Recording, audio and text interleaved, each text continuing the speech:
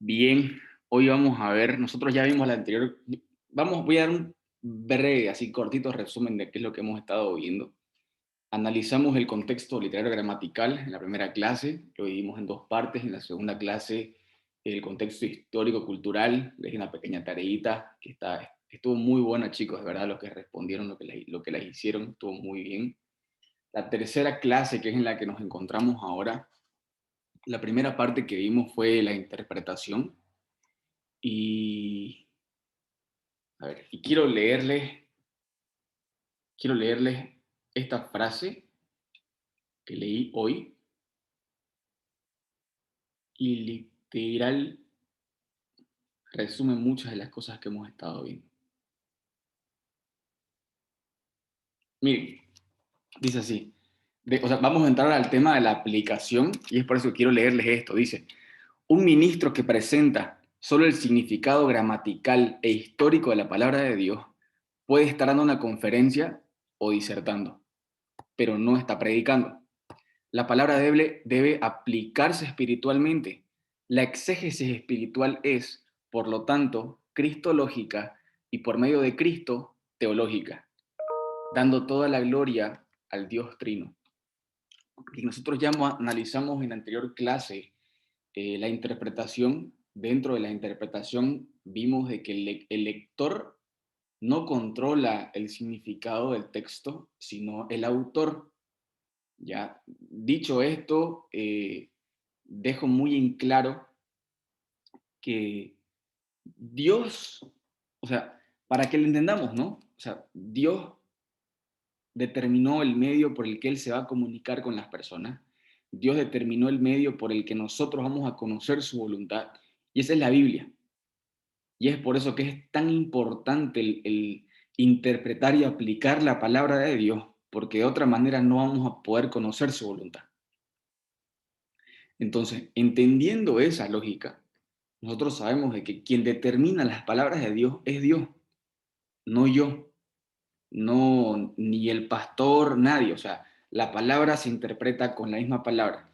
Nosotros en todo momento utilizamos la hermenéutica. Nosotros sabemos de que cualquier cosa que nosotros leamos, escuchemos o miremos está sujeto a una interpretación, como ahorita, ustedes me están interpretando. Les daba el otro ejemplo, si yo les hablo ahorita en hebreo, ustedes no me van a entender, porque la interpretación, la hermenéutica, es con un propósito de comunicar algo.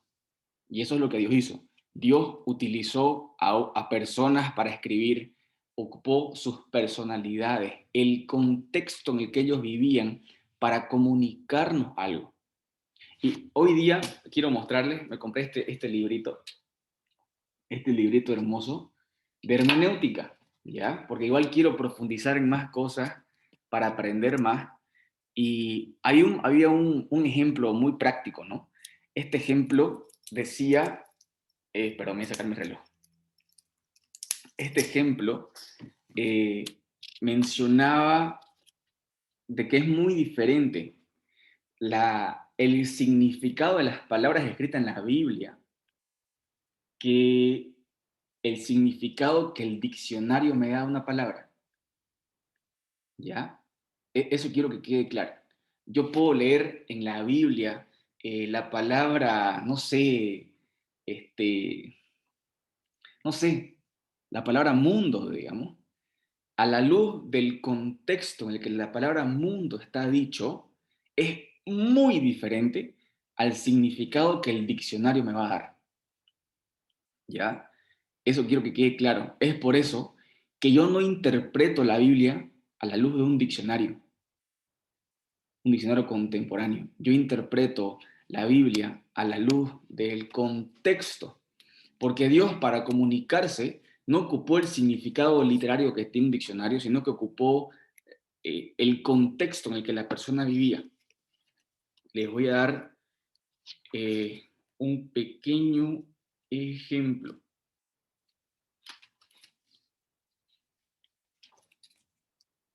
No, mentira, lo vamos a ver después el ejemplo. Quiero explicarles antes lo que viene a ser el tema de la aplicación y quiero preguntarles antes de pasar a esto, que yo me voy a dar cuenta quiero decirles que me voy a dar cuenta si es que la han estado entendiendo o no la han estado entendiendo. ¿Ya? Yo voy a darles ejemplos muy sencillos del Nuevo Testamento, porque las últimas dos clases son del Antiguo Testamento. Entonces, perdón, la última clase es del Antiguo Testamento. Y les quiero dar esto como tarea, ¿no? Ahorita, para que hagamos, para que interpretemos. El versículo que quiero que nosotros veamos.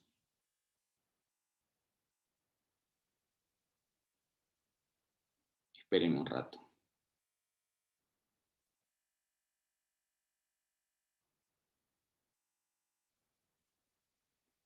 Oringa, oringa, oringa, oringa. Bien, Cristian, gracias por mandarme la tareita.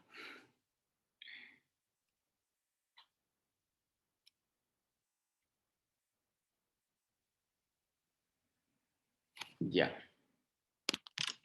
El día lunes, yo estaba con otro grupo de personas hablándoles sobre otro tema, otras clases, una clase que viene después de esta, que se llama homilética. Y dentro de lo que veía ahí de la homilética, me pude dar cuenta que incluso pueden llegar a haber muchas dudas sobre las cosas que nosotros continuamos aprendiendo. Y les hablo de personas ya quizás un poco más capacitadas, ¿no? Que se supone que si haces una prédica es porque dominás la hermenéutica. Ahorita les voy a mostrar, no sé por qué no lo pide el documento. Creo que era este.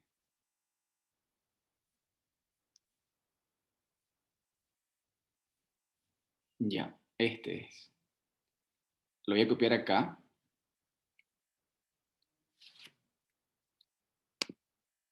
Obviamente ustedes pueden hacer esto como tarea, eh, para ir profundizando también.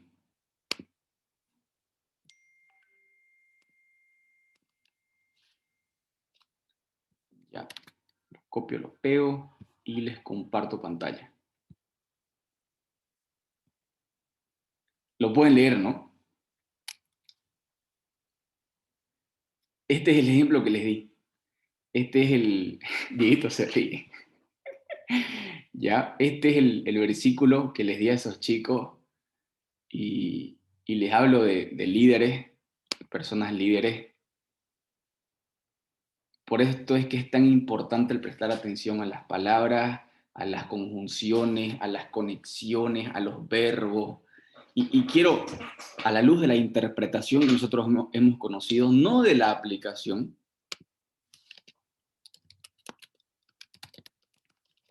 quiero que ustedes me digan cuál es el tema principal. ¿Ya? Se los voy a leer, ustedes léanlo, les voy a dar un tiempito para que piensen y me van a decir.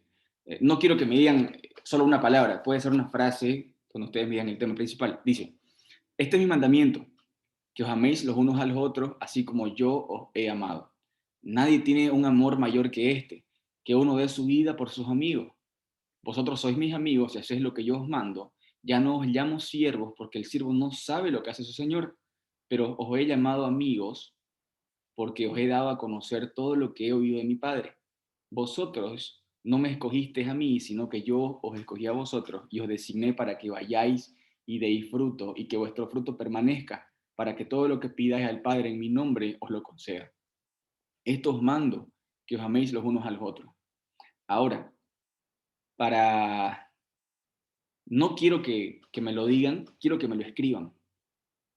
Mándenmelo al chat del Zoom. Si quieren, pueden ser al chat privado para que no lo lean todos. Cuando lo tengan, yo les voy a dar 5 minutos para hacer esto. ¿Ya? 5 minutos para saber cuál es el contexto de esto. No necesitamos una Biblia de estudio para saber, por si acaso. Así que empezamos ya.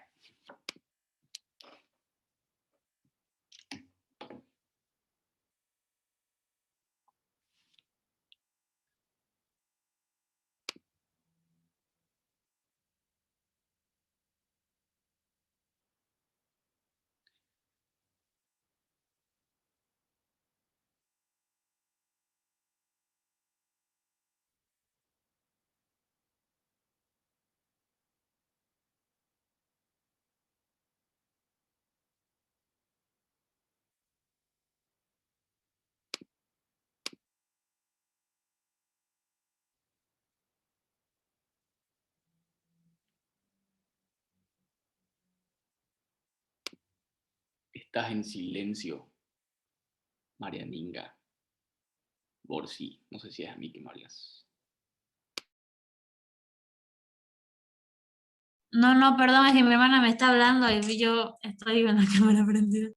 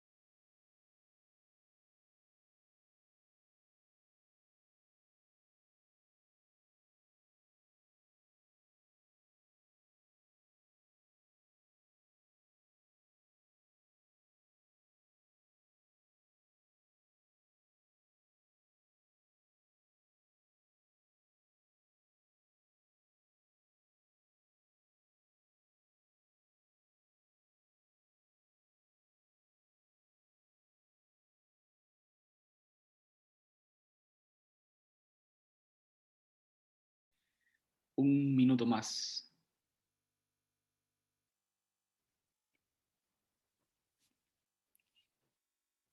Por si acaso solamente 3 personas me han mandado. Somos 7. Tengo que tener 7 mensajes, chicos, porfa. Ya van 4, faltan 3.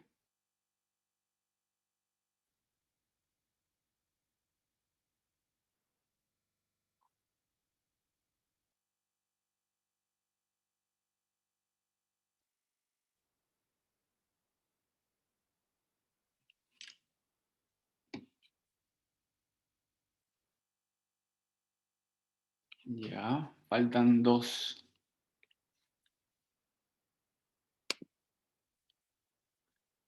Faltan de las 2, Mariana. Lo que tienen que mandarme es el tema principal de lo que habla el versículo. Ya, ahorita te mando una foto. Ya. Bien. Bien.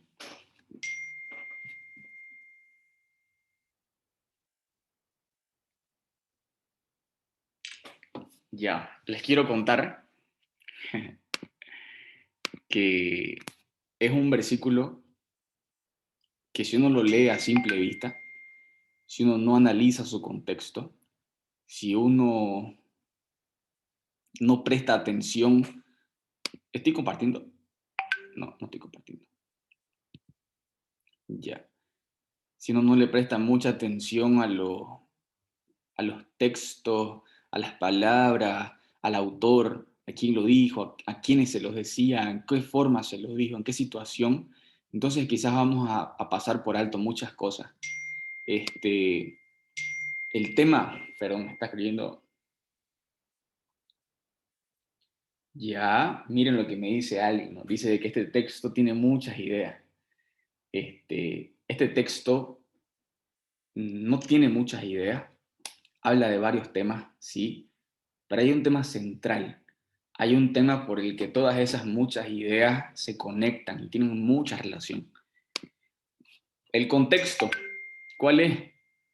Jesús en las últimas horas, hablándole a sus discípulos, dándoles las últimas enseñanzas, el último mensaje, lo que los discípulos querían que ellos sepan, y del versículo 1 al 11 de Juan 15, el mensaje sobre la vid verdadera, ¿no es cierto? ¿Y cuál es la enseñanza de la vid verdadera? La vid verdadera es una metáfora, se ocupa en un lenguaje metafórico, en el que se representa a Jesús como la vid y a nosotros los cristianos como los pámpanos, ¿no es cierto? Y dice de que para que los pámpanos puedan cargar fruto, llevar mucho fruto, esos pámpanos tienen que estar conectados a la vid. Entonces, el tema principal acá, a ver qué me dijo, ya, aquí por si acaso no habla de lo que Jesús ganó por nosotros en la cruz, no, no habla de eso, no tiene nada que ver con eso.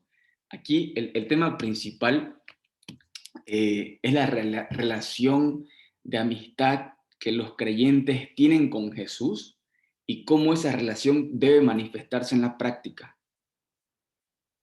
¿Ya? Dentro de las muchas cosas que este versículo puede ser, incluso, miren, versículo 17,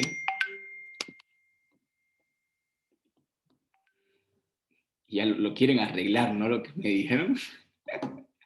Miren, versículo 17, tu hermanita, versículo 17 y versículo 12, textualmente dicen lo mismo. Ya, se los voy a poner de otra forma. Miren, mandamiento, se repite una, ¿dónde está? A ver, ¿en qué otro lugar se repite? Solo una vez, y aquí lo vuelvo a repetir, digamos, ¿no? La palabra amor se repite muchas más veces en sus conjugaciones. Se los quiero recalcar.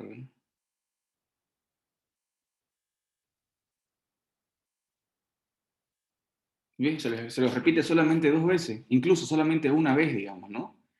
Pero veamos otras cosas, a ver. La palabra amigos se repite dos, tres, se repite tres veces. Entonces ya sabemos de que el amor aquí no es el centro, ¿no es cierto? Desde ya por las muchas cantidades de veces que una palabra se repite más que la otra, a simple vista podemos sacar una conclusión de que la palabra amigos tiene mayor prominencia que la palabra amor. Pero si nosotros seguimos englobando las otras palabras, habla de escoger, habla de que vayamos y demos fruto, habla de que vuestro fruto permanezca, dice, vosotros sois mis amigos si hacéis lo que yo mando. Ya no os llamo siervos porque el siervo no sabe lo que hace su señor, pero os he llamado amigos. O sea, toda esta frase es un énfasis, ¿no? De todo lo que el versículo está hablando, porque es dado a conocer lo que hace mi Padre. Una de las razones del por qué Dios nos dio a conocer a través de Jesús lo que el Padre le ha dado al Hijo a conocer es porque somos sus amigos. ustedes no me escogieron a mí, sino que Jesús nos escogió y nos designó para que demos mucho fruto. Entonces, aquí el tema principal es la relación que el creyente tiene con Jesús. Lo mismo, o sea, aquí ya no está ocupando una metáfora, como lo ocupó en los primeros 11 versículos de la vid verdadera. Aquí está ocupando la representación de esa metáfora. Jesús habló una metáfora de la vid y los pámpanos y el fruto que tienen que cargar y que la única forma de dar fruto era estar conectados a esa vid. Y ahora lo que está hablando es de que para que nosotros podamos amar, la única forma de nosotros amar y de hacer lo que Dios nos ha mandado es porque somos sus amigos. Entonces, el tema principal es la relación que los creyentes tienen con Jesús y cómo esa relación tiene que llevarse a la práctica. Otro versículo, otro capítulo les voy a dar para que veamos. Ya, ahorita se los voy a copiar.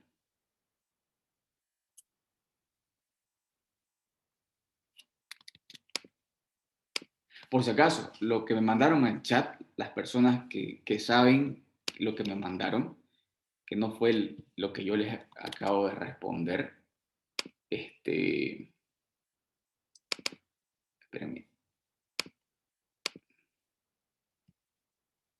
ya.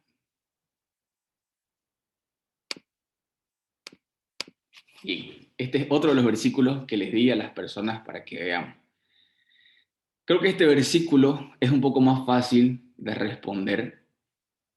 Habla sobre la excelencia del amor, ¿no? Un solo capítulo dedicado a hablar de la excelencia del amor. Cómo el amor destaca dentro de todas las demás cosas. Pero también quería que a la luz de esto nosotros podamos interpretar, nosotros podamos saber de qué se habla, saber de qué no está hablando. Si se dan cuenta, con este capítulo en particular y estos versículos, es muchísimo, estoy dejando de compartir, ¿no? Ya, ahora sí. Con estos versículos, con este capítulo, perdón, de 1 Corintios 13, es muchísimo más fácil saber de qué habla el pasaje, a diferencia de Juan 15, que les acabo de mencionar hace ratito. Es mucho más fácil, porque la literatura en la que está escrita es otra. La forma, las palabras, las oraciones, el autor escribe de una manera muy diferente. Este quizás es uno de los versículos más conocidos. Incluso este es uno de los versículos que todo pastor cita cuando alguien se está casando, ¿no?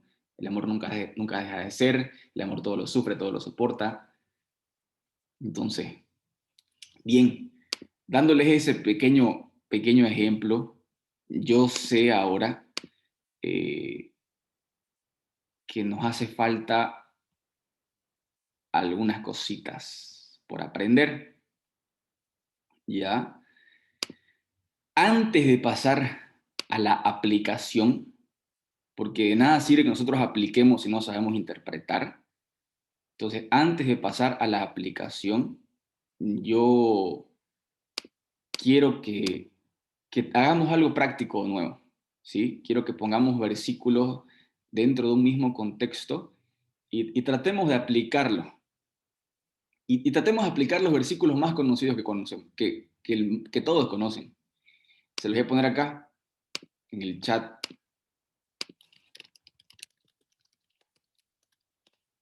Jeremías 33:3. Versículos para que nosotros podamos interpretar.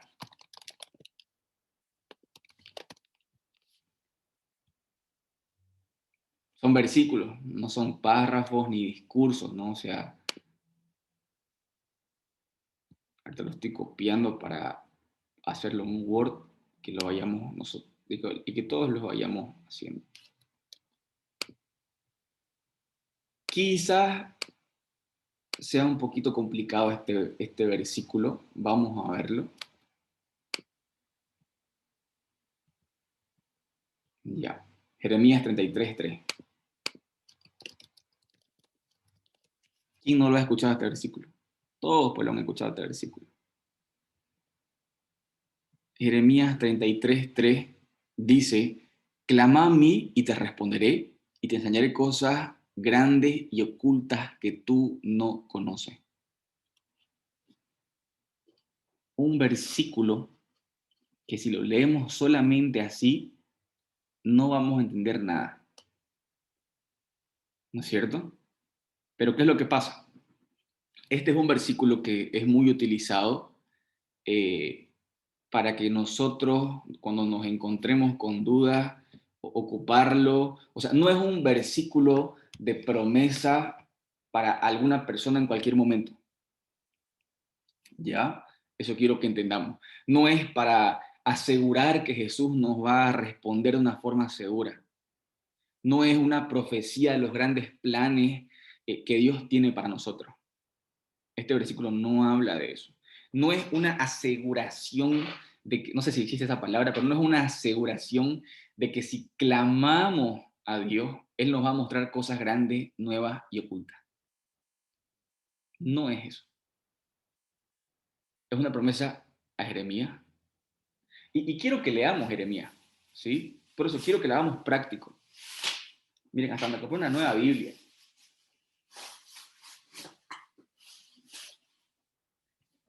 Está nuevinga. Hola, nuevo. Me emociona. Veamos, Jeremías 33, versículo 3. Las hojas están pegadas y todo.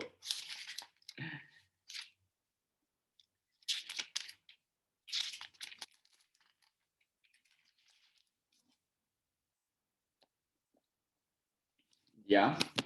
Dice así, vino palabra de Jehová a Jeremías la segunda vez, estando él aún preso en el patio de la cárcel.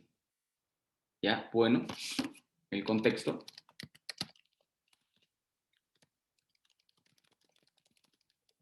Jeremías estaba preso en el patio de la cárcel, eso está en el versículo 1.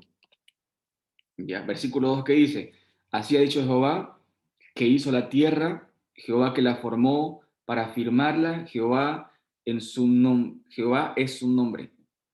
¿Ya? Esto dijo Dios entonces. Dios dijo lo que leemos en el versículo 3. Dijo, clama a mí, yo te responderé, y te enseñaré cosas grandes y ocultas que tú no conoces. Dios le dijo a quién.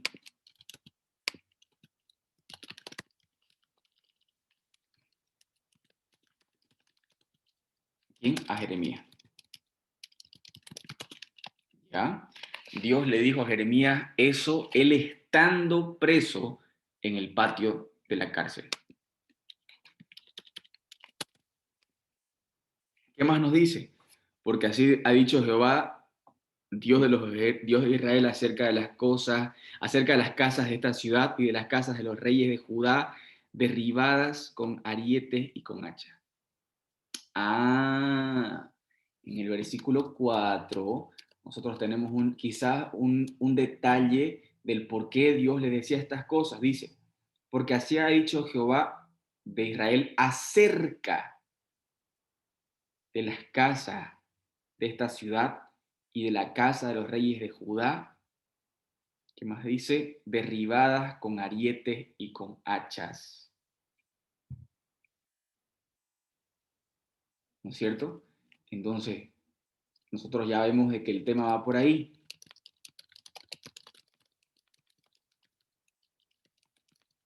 Acerca de las casas derribadas.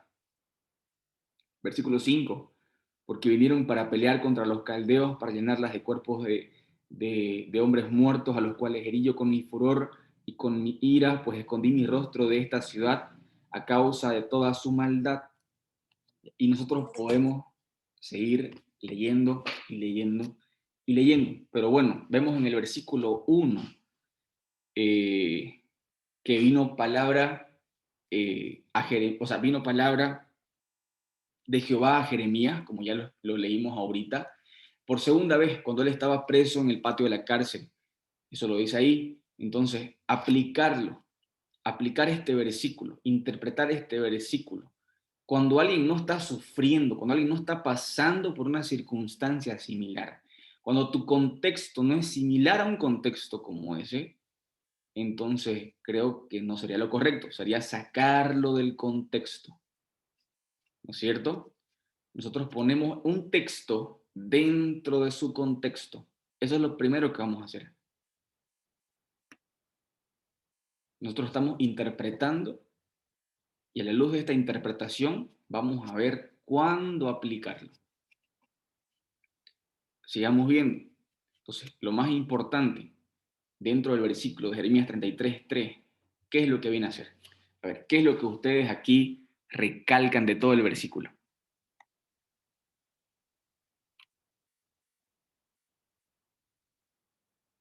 ¿Qué es lo que recalca acá? Cosas grandes y ocultas, digamos, ¿no? Cosas grandes y ocultas. Entonces, pucha, la primera pregunta,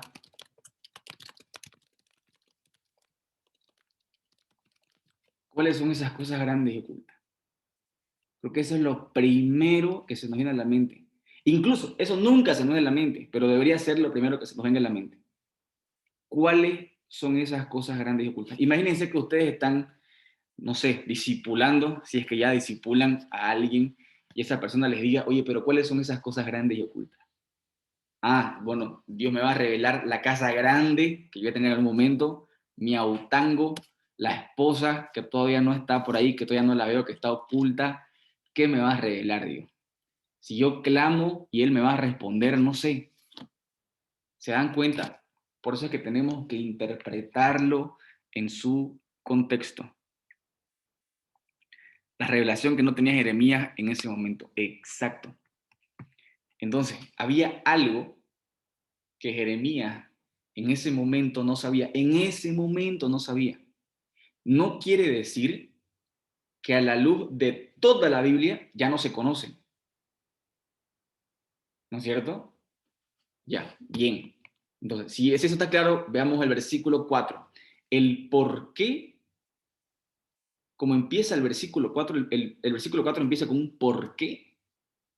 Ese por qué indica que hay una conexión. Voy a poner aquí. Ese por qué indica que hay una conexión.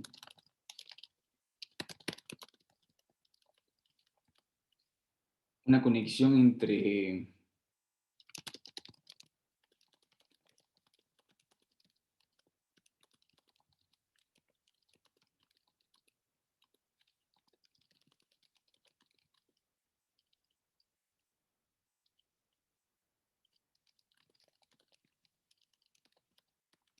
bien, lo que este versículo hace, lo que esta palabra por qué, ¿se acuerdan que analizamos la forma de estudiar las oraciones?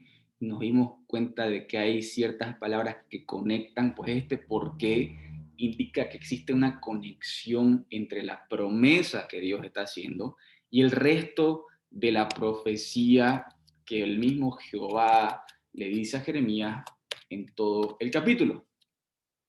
¿Ya? Esto es importante. Esto es importante. La promesa está acerca de qué? Acerca de esas casas derribadas. ¿Ya? ¿Estamos bien ahí? Vamos más adelante. Continúa la promesa, versículo 5. Porque vinieron para pelear contra los caldeos, para llenarlas de cuerpos de hombres muertos, a los cuales herí yo con mi furor y con mi ira, pues escondí mi rostro de esta ciudad a causa de toda su maldad. Versículo 6. He aquí que yo les traeré sanidad y medicina, y los curaré y les revelaré abundancia de paz y de verdad. Y haré volver los cautivos de Judá y los cautivos de Israel, y los restableceré como al principio, y los limpiaré de toda su maldad con que pecaron contra mí, y perdonaré todos sus pecados con que contra mí pecaron y con que contra mí se rebelaron. y me será a mí por nombre de gozo, de alabanza y de gloria entre todas las naciones de la tierra, que habrán oído todo el bien que yo les hago, y temerán y temblarán de todo el bien y de toda la paz que yo les haré. Aquí está un poco más claro. Desde el versículo 8, nosotros leemos, ¿qué es lo que dice? Versículo 8 dice, y los limpiaré.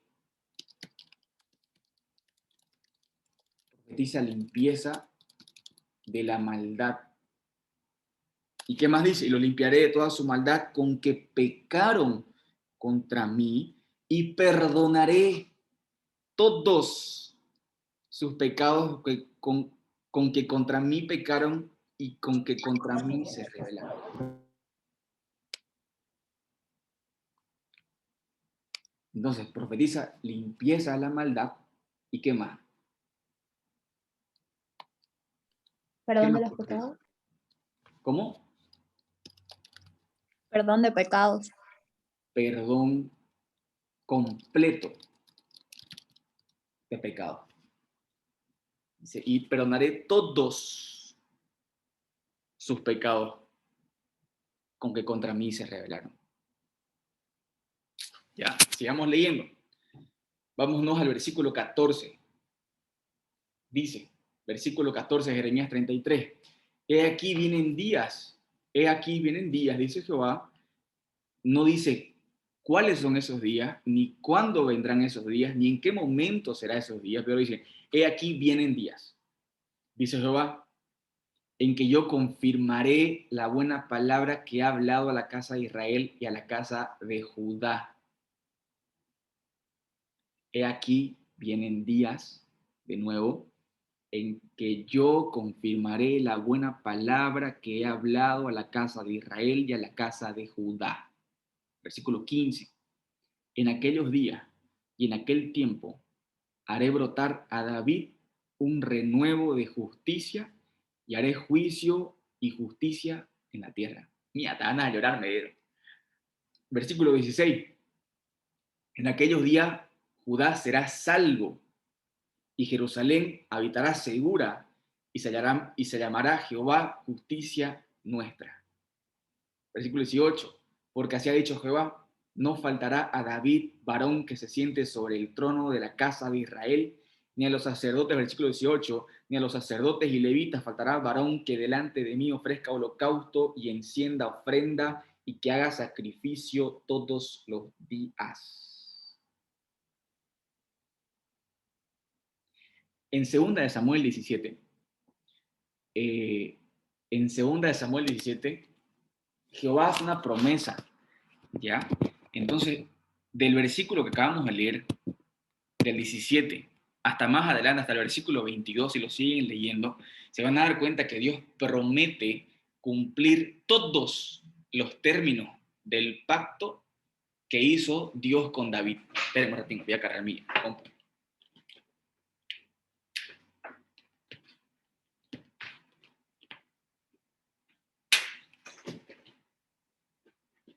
Porque habla de la promesa que le hizo a David.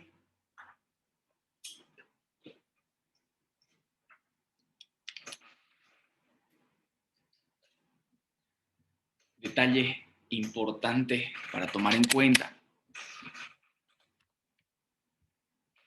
Entonces, ¿se profetiza qué? Se profetiza que va a haber un descendiente de David, ¿no es cierto? Dice en el versículo 14 que va a haber una buena palabra que él va a confirmar a la casa, que él había hablado a la casa de Israel y a la casa de Judá. Dice, en aquellos días y aquel tiempo haré brotar a David un renuevo de justicia. Entonces vemos de que se profetiza que un descendiente de David va a venir, va a reinar con justicia y va a ofrecer sacrificio como lo hace un sumo sacerdote. Ya, entonces, ¿cuál es la interpretación?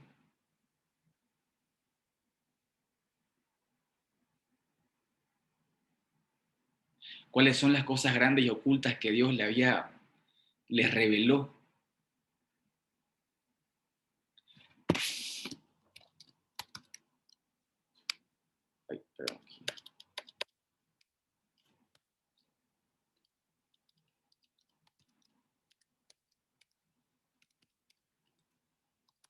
¿Cuáles son esas cosas grandes y ocultas que Dios les reveló? Ya les acabo de decir, ya les acabo de decir.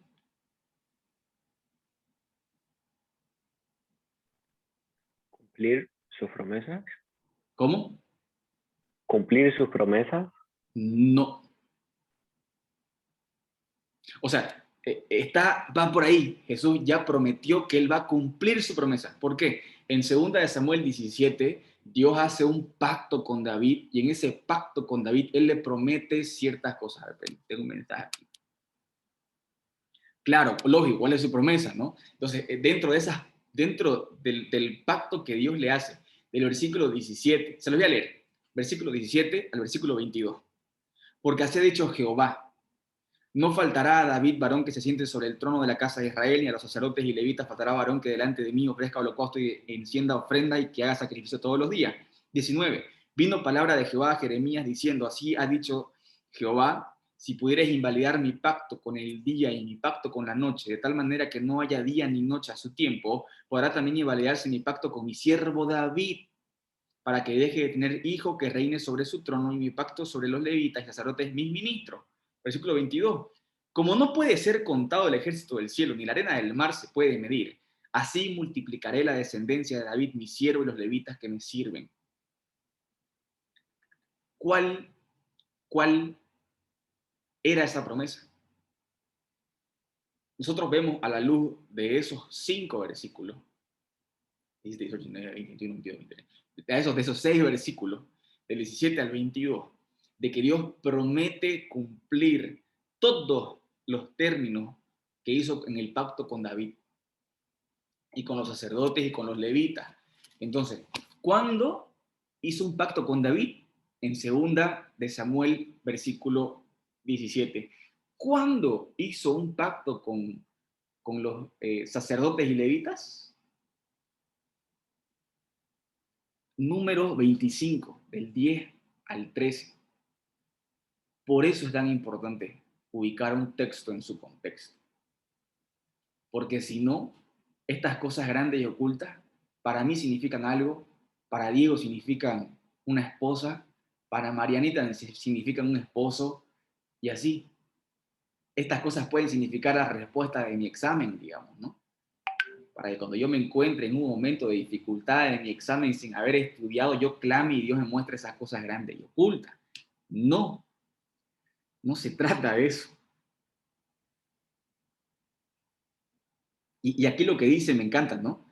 Dice que la promesa va a ser tan notoria como la noche y el día. Así de notoria. Como la noche y el día y como el número incalculable de estrellas y grano de arena. Así dice que iba a ser su promesa de notoria.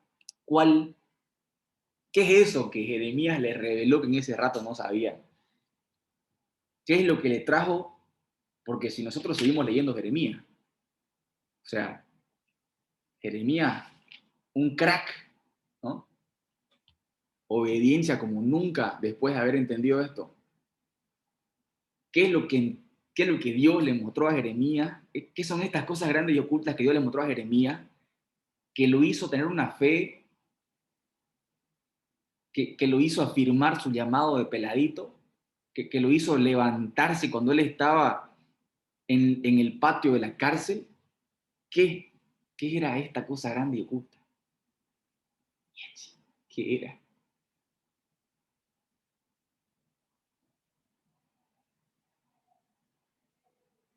¿Quién se rifa? A ver, por privado, si quieren, por privado.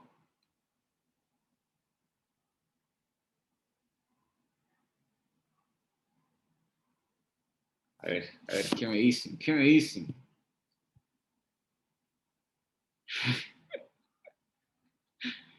Igual. ¿Puede repetirla, la pregunta? Ya. ¿Cuáles son esas cosas grandes y ocultas que Dios le mostró a Jeremías?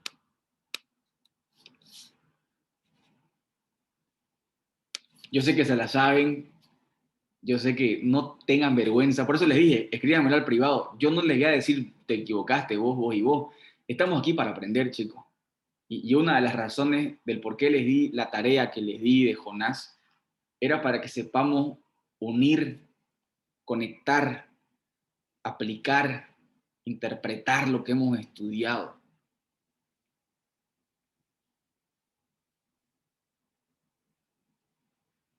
Voy a rasgar vestiduras, chicos. Si tuviera barba, me las arrancaría. ¿Qué son estas cosas grandes y ocultas que Dios le mostró? ¿De qué es esta promesa? ¿Qué es esta promesa? Que Judá y Jerusalén serían salvados. No, no es eso. Va por ¿Cristo? ahí, va por ahí. ¿Sí? ¿Cristo? Cristo. ¡Ay, Esto, por fin! ya le mostró eso. Esta promesa se centra, eh, se centra en la venida de Cristo, en un nuevo pacto, en el Evangelio. Lo más importante son esas cosas grandes y ocultas que Jeremías no conocía y que Dios le prometió revelarle si es que él clamaba, ¿no es cierto? Entonces, la promesa a Jeremías se centra en la restauración, no que vendría a través de los ladrillos que iban a poner en las casas que fueron derribadas, no tiene nada que ver con reconstruir esas cosas, no. Esta promesa se centra en la restauración que vendría a través del Mesías, a través de ese evangelio, a través de eso que iba a ser tan notorio como el día y la noche y las estrellas y los granos de arena. Eso era. A la luz de eso, a la luz de esa interpretación, tomando en cuenta lo que Cristian nos acaba de decir, esas cosas grandes y ocultas que Jeremías no conocía y Dios le reveló, era eso, el Evangelio. Por eso, a ver dónde está este versículo 8, por favor chicos, versículo 8. Y los limpiaré de toda su maldad con que pecaron contra mí, y perdonaré todos sus pecados que contra mí pecaron y con que contra mí se rebelaron. ¿Quién hace eso? ¿Quién es fiel y justo para limpiar maldades y perdonar pecados? Un versículo textual. Yo soy fiel y justo para limpiar tus maldades y perdonar tus pecados. Juan 13. ¿Quién dice eso? Jesús dice eso. Por eso es de que a la luz de un texto, nosotros lo ponemos en su contexto y la misma Biblia se responde sola. ¿Quién perdona pecados?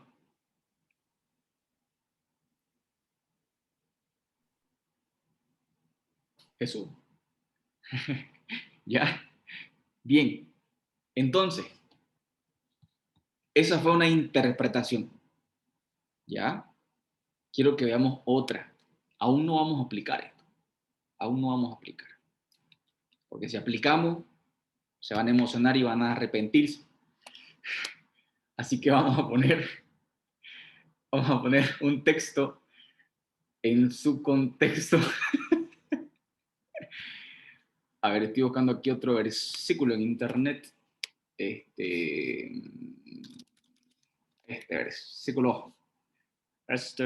Un versículo de Juan 15, a ver. Lo acabamos de leer, lo acabamos de estudiar, pero solo un versículo, no un pasaje. Versículo. Bien. Juan 15, 7. Si permaneces en mí y mis palabras permanecen en vos, pedid lo que querrás y os será hecho. Según como Justo ese estaba leyéndolo, viejo. Porque te iba a decir sobre ese versículo que muchas personas lo utilizan, o muchos, digamos, personas utilizan como para, en sus oraciones, digamos que por favor dame este auto, digamos, Claro. o algo así, y nada que ver, o sea, está fuera de lo lógico. El auto tenés que dártelo con tu esfuerzo, no es de la noche a la mañana. Claro, básicamente lo que las personas entienden por una mala interpretación Es de que si vos pedís con fe, con la fe para que se cumpla, se va a cumplir, digamos. Y si no se cumple, es porque no lo pediste con fe. Básicamente es eso. Pero a ver, Cristian, vos tenés que sabértelo todo de memoria. ¿Cuál es el contexto de Juan 15? A ver, ¿Cuál es el qué? ¿cuál es el contexto? Como hicimos acá, mira, vimos un contexto. Aquí, antes de ver el contexto, o sea, en realidad viendo el contexto, otra pregunta que les hago,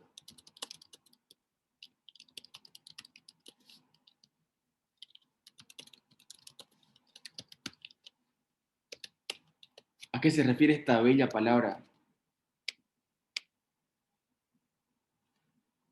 Porque si se dan cuenta, la palabra todo está englobada en el contexto.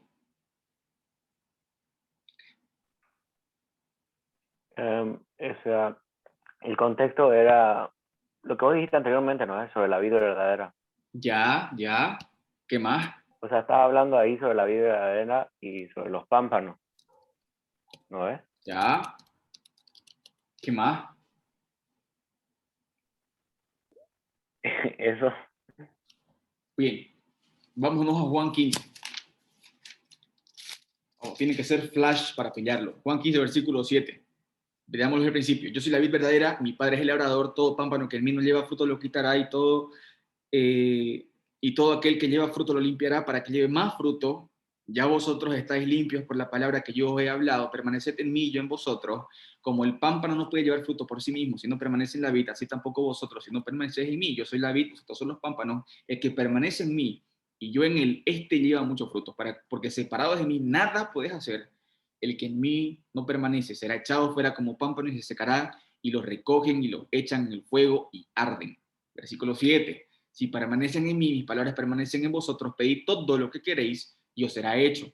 En esto es glorificado mi Padre, en que llevéis mucho fruto y seáis así mis discípulos. Como el Padre me ha amado, así también yo os he amado, permaneced en mí. Si guardaréis mis mandamientos, permaneceréis en mi amor, así como yo he guardado los mandamientos de mi Padre y permanezco en su amor. Estas cosas os he hablado para que mi gozo sea en vosotros y vuestro gozo sea cumplido. La palabra todo, que es, sigamos en el contexto. A ver si los pongo así. ¿Cuál es el tema principal?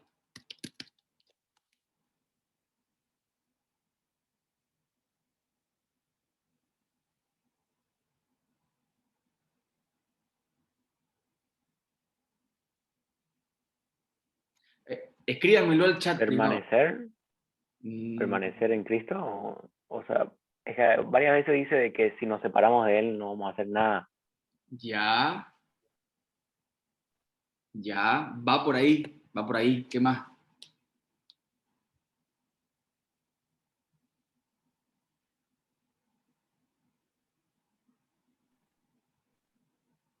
O sea, es que o sea, es que es como que nos hace ver que nosotros necesitamos de un Salvador. Miren, para que ven con estas cosas, aquí no habla de un salvador, por si acaso. ¿Ya?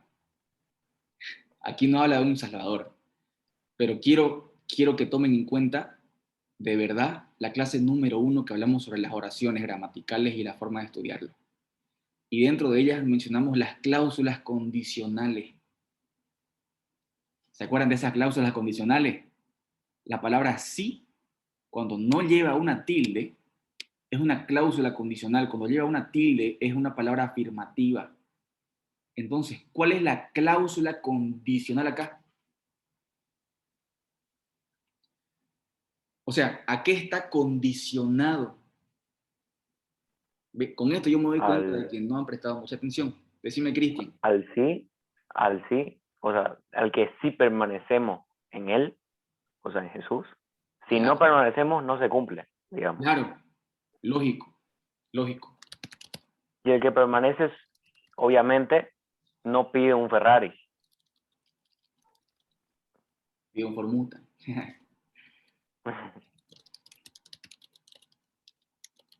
Ya, ¿qué más?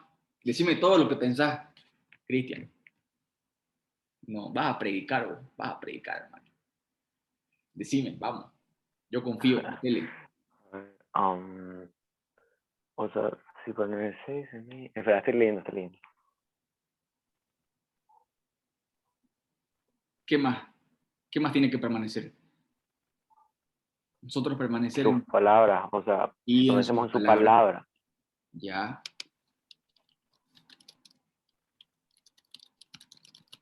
Ya, en Jesús y sus palabras. Bien. ¿Qué más? Qué más me puedes decir? Ya está la cláusula condicional.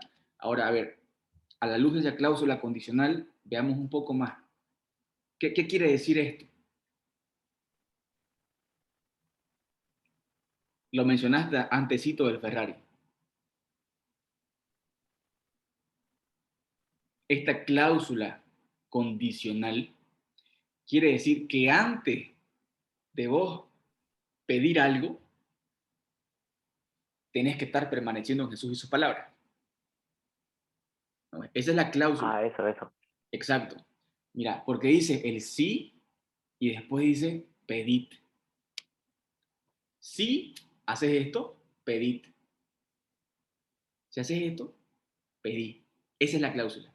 Si permaneces en mí, mis palabras, pedí. Entonces, nosotros vemos acá de que, o sea, lo que dice esto es que antes de cualquier petición, nosotros ya estamos en verbo presente ahorita. Nosotros ya estamos permaneciendo en Jesús y sus Pero, palabras permanecen en nosotros.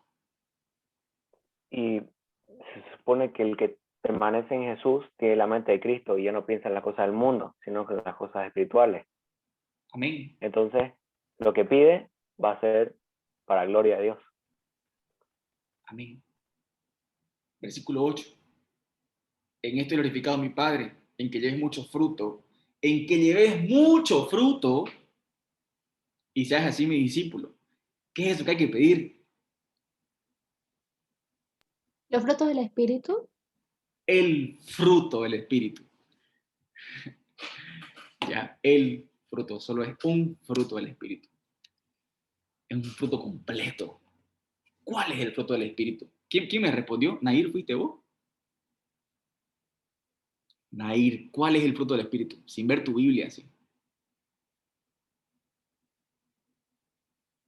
A No ver, fue Nair, fui yo. ¿quién? Ah, ya, Este, Fernanda. Bien, Fernanda. Buena. ¿Cuál es el fruto?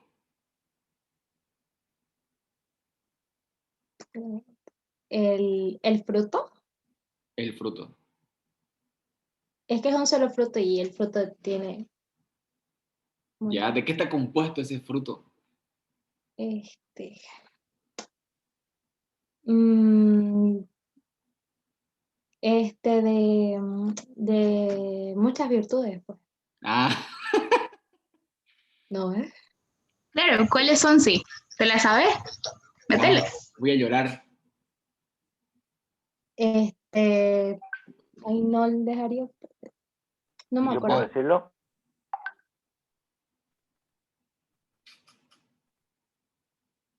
¿Cuál es ese fruto? A ver, te ayudo. Pero el fruto del Espíritu Santo es amor. ¿Qué más? Mansedumbre, dominio propio, Ya. Mansedumbre, ¿qué más? dominio propio. Ya, ¿qué más? Mm, paz, ¿Qué? Son 9 cosas. paz, no me acuerdo bien, La pero fe. Ya, que en realidad no es fe, no hay fe dentro del fruto del Espíritu.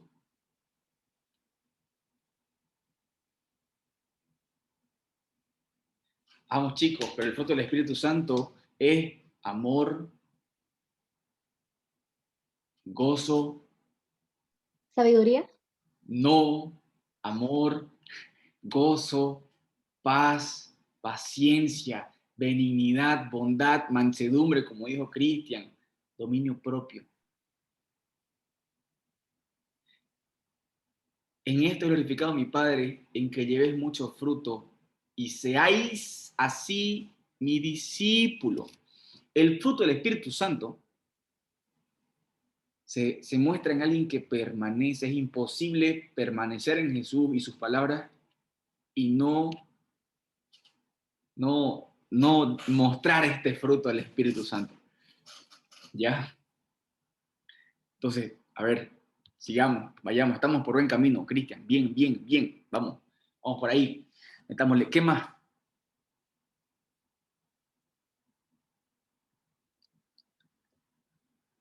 ¿Qué más? Versículo 8. Se los voy a copiar acá, para que sigamos analizando.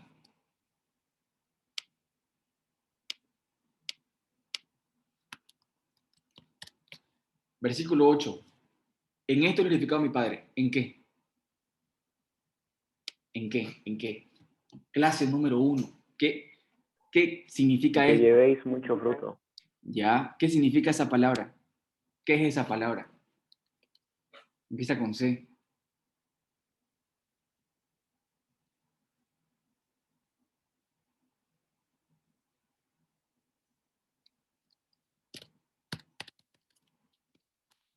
Conjunción.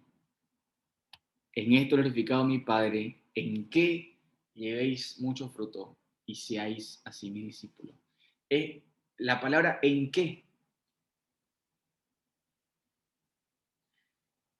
La palabra en qué viene del griego ina, que significa para qué. Para que llevéis mucho fruto.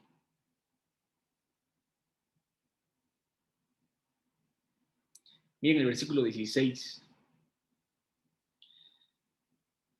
No me elegiste vosotros a mí, sino que yo elegí a vosotros. Yo he puesto para que llevéis, para que vayáis y llevéis fruto y vuestro fruto permanezca, para que todo lo que pidas al Padre en mi nombre, Él os lo dé.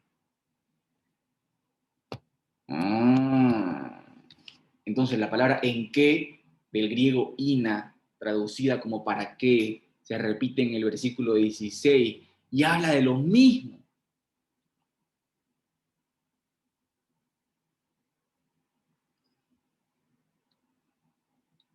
Me gusta hacer esto, de verdad, me gusta.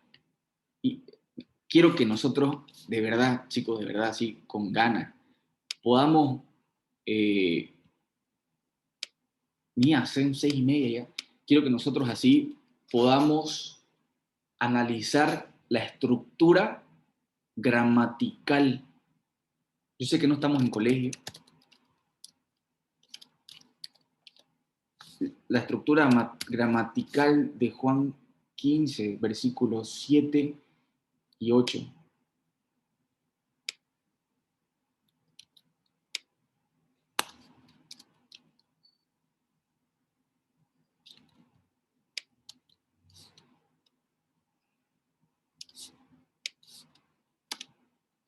O sea, ya la hemos visto, digamos, ¿no? O sea, cuando nosotros estudiamos esa estructura gramatical, cuando nosotros estudiamos realmente esa estructura gramatical, ahí nos vamos a dar cuenta del propósito de las cosas. El propósito de las peticiones de Jesús. El por qué Jesús les pedía eso. El por qué Jesús está hablando del versículo 7. Ese todo no se refiere a todo, sino al fruto. Al fruto.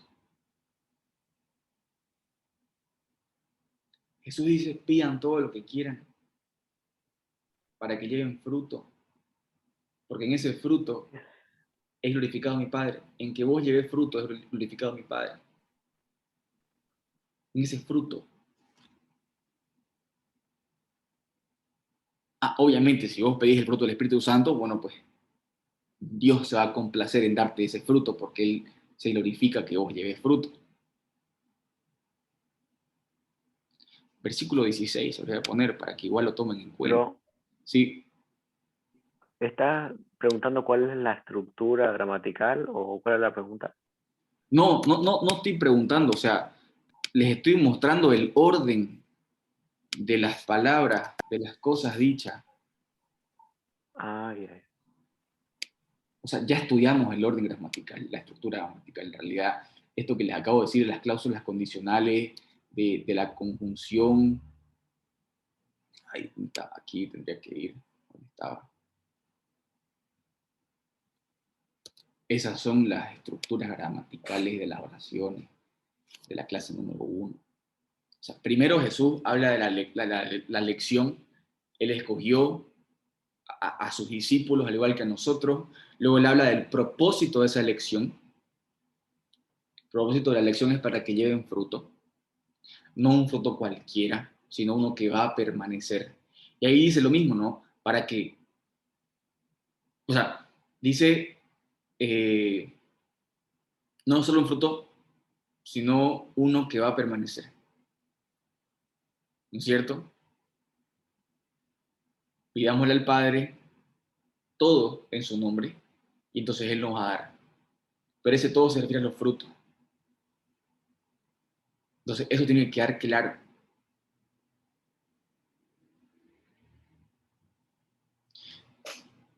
Hay muchos versículos donde Jesús dice todo. Ya.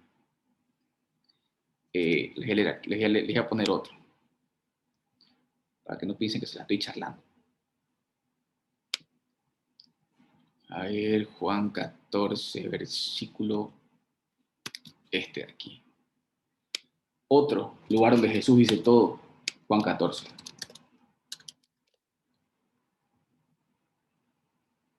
Y todo. Otro versículo. Este está en Juan 16. Juan 16, 20. No, aquí.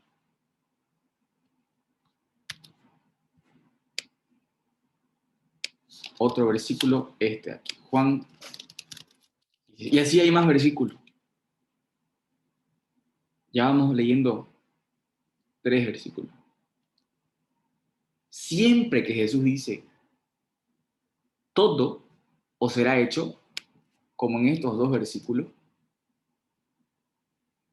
hay que analizar el contexto de ese todo, de todas esas cosas específicas de las que él está hablando. Por eso es que todavía no vamos a interpretar, porque hay textos que aún no sabemos, o sea, por eso es que no vamos a aplicar, perdón, porque todavía estamos luchando con las interpretaciones. Y yo no quiero enseñarles a interpretar, porque si les digo, se interpreta así, así, así, entonces, con una mala interpretación, es de que sacamos un texto de contexto. ¿Ya? Les voy a dar tarea. Les voy a dar varios textos para poner en su contexto. Y hagámoslo de la forma en la que lo hemos estado haciendo ahorita. O sea, un consejo que yo les doy. Ya tengamos el texto, leámoslo, el versículo, leamos todo el capítulo, identifiquemos el tema central, identifiquemos la estructura gramatical, el tiempo. Miren un ejemplo que les voy a dar ahorita. Enseñaré. Está conjugado en un verbo en futuro. ¿Ya? Clama, un verbo en presente. Y yo te responderé, verbo futuro. Identifiquemos esas palabritas. Entendámosle a los versículos. Quiero que cada vez que ustedes lean, se acuerdan que yo les decía que los verbos son una de las partes principales en los versículos, porque identifican la acción de alguien, del autor ya sea o de los oyentes. El versículo más corto de la Biblia, Jesús lloró. No tiene conjunciones, no tiene nada más, pero tiene un verbo. Y ese verbo denota algo. Por eso es de que es importante identificar estas cosas. Estructura gramatical, chicos, lean sus apuntes. O sea, de verdad, esto no es examen. Yo no les voy a decir que me respondan de memoria las cosas, porque obviamente aprenderse de memoria, esto es muy difícil. Por eso es que quiero que lo tengamos presente. Yo les voy a dar solamente versículos. Versículos, versículos, versículos, para que a la luz de las primeras dos clases que ya hemos tenido, nosotros sepamos poner un texto en su contexto. Todavía no vamos a aplicarlo, pero sí pongámoslo dentro de un contexto. Y les voy a pasar, ya tienen la clase de interpretación, tienen los tres documentos. El tercer documento falta lo que es la aplicación, que aún no lo vamos a ver hasta que veamos esto. Es importantísimo, de verdad. Por eso es que tenía miedo de entrar a aplicación. Porque todavía nos falta, ¿no? Falta un poco, de verdad. Estamos yendo bien, Cristian, viejo, seguir metiéndole así. Son un crack. Y yo sé que ustedes, chicas, igual, pero tienen vergüenza, me doy cuenta. Pero tratemos, ¿ya? Tratemos de meterle, estamos aquí para aprender. Y si yo me doy cuenta de que todos saben interpretar, pero no quieren hacerlo por vergüenza, entonces es al fósforo que les esté explicando lo mismo que ya saben. Pero si no saben, lo vamos a seguir viendo hasta que no lo dominemos de memoria, pero sí hasta que sea más sencillo. Yo, de verdad, yo quisiera terminar ya con hermenéutica, porque me encanta. Quiero hablarles de lo que hay por delante, pero no puedo hacerlo, digamos. De verdad que no, porque se supone que tenemos que aprender. Y si uno no aprende, entonces estamos mal. Así que metámosle, chicos.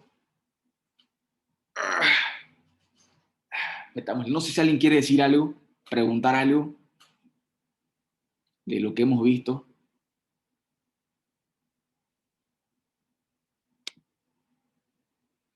No sé si vos, Dieguito, querés decir algo, que digo que te pica ahí la lengua. No, bro. Está- iba a ser una burrera. Hablar burrera. No, todo bien, hermanos, todo bien. Simplemente recalcar, digamos, ¿no? Que no sea algo para frustrarse, que no sea algo que lo ven muy difícil, o que tal vez por ahí piensan, no, pucha, esto nos exige un montón, o es muy difícil, ¿no? Sepan que verdaderamente nosotros en su momento igual nos costó un montón y lo tuvimos que ver de golpe porque cuando empezamos a ver esto ya éramos líderes, o ya estábamos predicando, se imaginan, ¿no? Entonces, descansen, descansen, más bien aprovechen y siéntanse privilegiados, ¿no? Porque están en otro tiempo, ¿no? Donde el día de mañana ustedes van a enseñar mejores cosas incluso a sus discípulos, así que metámosle con todo. Exacto, exacto. Me encanta lo que dice Deito, porque nosotros no lo aprendimos así, al menos yo no lo aprendí de esta forma. Hubiera querido que sí, hubiera querido que sí.